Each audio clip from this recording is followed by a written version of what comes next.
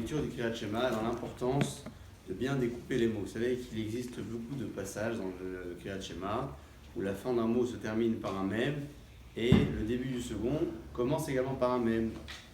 C'est important de veiller à bien découper la lecture de ces deux mots, de telle sorte à ce que la signification ne soit pas modifiée. On donne un exemple, Va'asitem, Otam.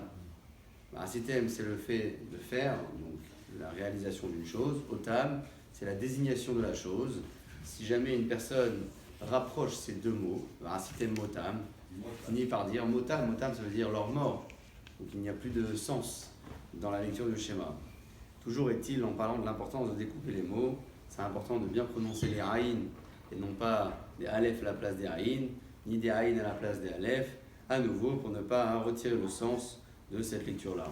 D'ailleurs, pour cela que le public séfarade a l'habitude de lire le schéma avec les Taramim, contrairement au public ashkénaze qui n'ont pas cette habitude-là. Pourquoi ? Parce que les Taramim, ça donne également du sens. Le fait de savoir découper un pasouk et de mettre la bonne intonation au bon endroit, ça permet également de comprendre ce qui est considéré comme une virgule, comme un point, même s'il n'y a pas dans le texte du schéma, mais c'est ça qui donne toute la signification. Ça ne veut pas dire qu'une personne qui n'a pas découpé les mots du schéma n'est pas acquittée de la mitzvah, elle sera malgré tout acquittée de la mitzvah bediavad, mais c'est tellement bon de pouvoir réaliser une mitzvah lechatrila, c'est-à-dire d'être acquitté a priori, plutôt que de l'être a posteriori, bouchim tiyu.